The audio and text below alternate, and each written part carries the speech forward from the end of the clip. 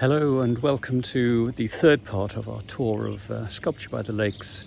My name is Simon Gudgeon. I'm the sculptor and one of the founders of Sculpture by the Lakes, along with my wife Monique.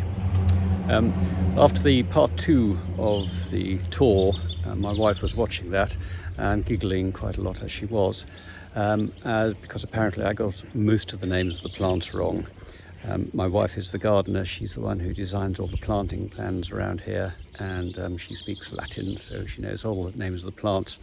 So this time I'm probably not going to even attempt to mention the names of the plants, otherwise I'll get to giggles again when the film goes out. But this time we're going to carry on where we left off last time, which is going down the walkway and leading then eventually into the kitchen garden. So come with me. When we first moved here in 2007, we brought quite a lot of plants with us. And so this area of the garden was quite well planned. In fact, it's the only area of the garden where we actually put it down on paper, what we were going to do. Everything else here has just evolved slowly. The idea of this was to create a lovely walkway leading down to a sculpture, and with plants climbing over it. So actually in summer it's beautiful with all the hanging and climbing plants around it.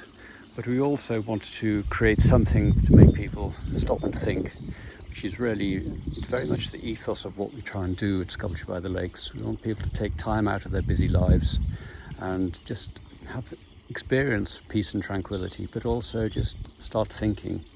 And so along the path leading in the Wise Walk, we've put quite a number of quotes, and these are quotes that mean things to us, and hopefully they'll resonate with you as well.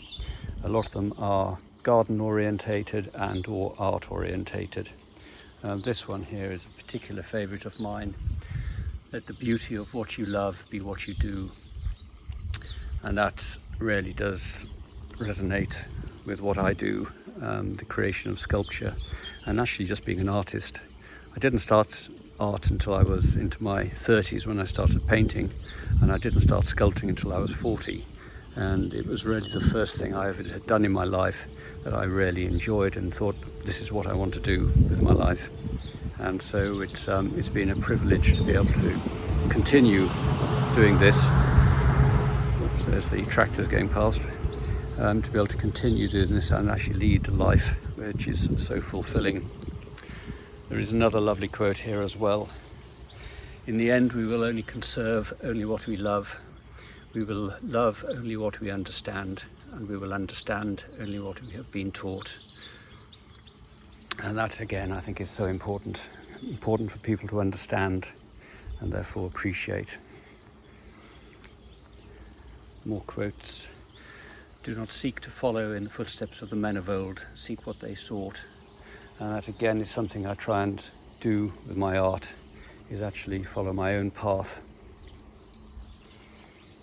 One from Confucius: everything has its beauty, but not everyone sees it. And this one: be happy for this moment is your life. Again, so important. Live in the moment, live in the present. Don't worry about the past, and try not to worry about the future. We've actually got very little control over it.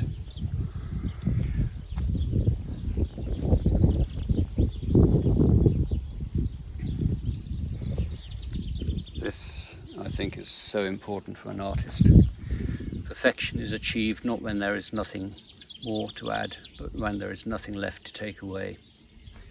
Again, with what I try and do with my sculptures, which is pare them down and remove anything that is unnecessary.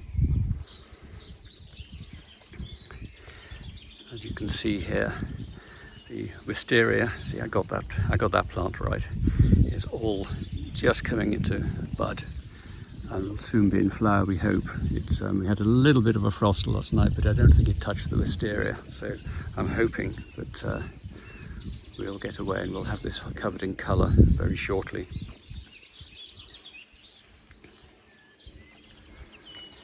The last one along here is from Henry Moore.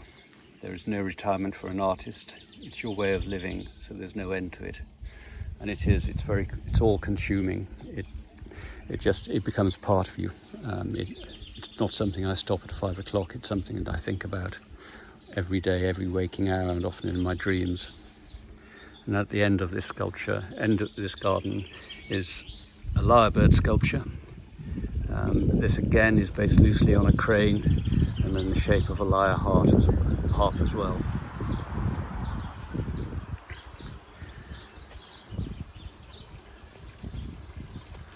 And on the right, once we get to the end of the walkway, the Wise Walk, it's the rose garden. And here's Monique, who does all things planting and speaks Latin fluently and can tell you all about the plants, because, as I said, I can't. Okay, well, this used to be what we call the Italian garden, mostly because there was a big stone pine in the middle, which had been collected in Italy. And there were a few roses, but not much else. However, the pine tree got way too big and it was really dry and too shady, and nothing was doing very well. So last winter we took the pine tree down and I'd put a few more roses in. Then I thought, actually I quite like flowers, so I'm going to put lots more roses in. So that's what we did. And then with the roses, it's not entirely a rose garden because I don't like just lots and lots and lots of roses. There's a lot of herbaceous in here, and a few annuals scattered through as well. And you can probably see a cloud of blue little ground cover plants, and those are all pansies, and they're all self-seeded. I bought, I don't know, I think it was a pack of 6 pansies in the garden centre, and just planted them because they were nice little blue things. And then all the resulting ones you can see, which have lined all the paths, are all from those 6 little plants. So that's sort of the ground cover. Then I've got some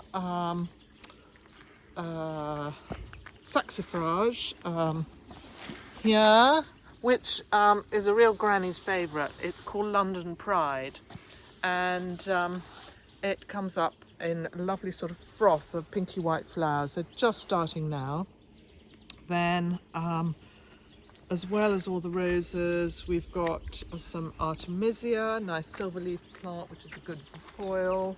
We have penstemon. This is the Artemisia here, which has overwintered quite well. Some have not done so well, but I can take cuttings and make some new plants.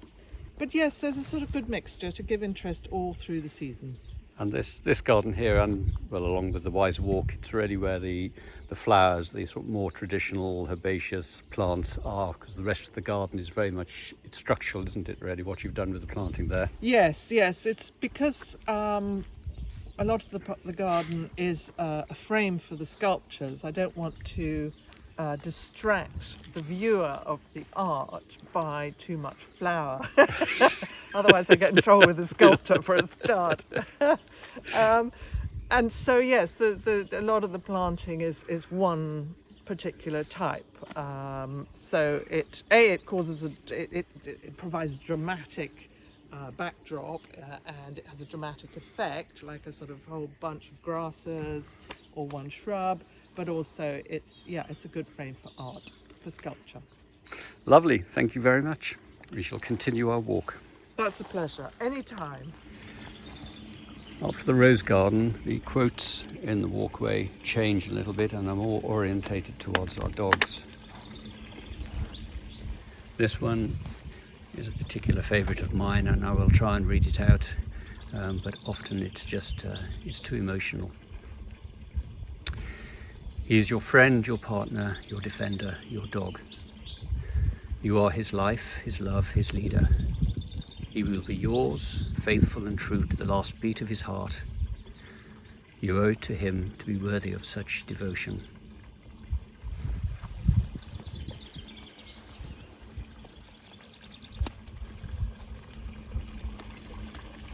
And then, as we go over the bridge, we come into this beautiful, quiet little area with small waterfall and 2 ponds. This is Pippin's garden with the guardian hares at the entrance. Pippin was our first dog. She was a wonderful whippet, and she was a very good companion for many, many years. And this is where she's buried. She's here along with so many other of our dogs. There's Beaver, Moose, Gopher, Pillow, Clipper. They've all been such good friends. The centre of the top pond, as well as Pippin's name, is the sundial. And the sundial gnomon is shaped like the head of a whippet. Because Pippin was a sun worshipper. She used to love lying out in the hot sun. Often we did one fair where she used to lie out in the grass as we were exhibiting, and we kept getting people coming up to us saying, "Your dog is dead." It wasn't. She was just lying in the sun, thoroughly enjoying it. And there's a lovely bench here, and you can just sit and ponder in this very, very special place.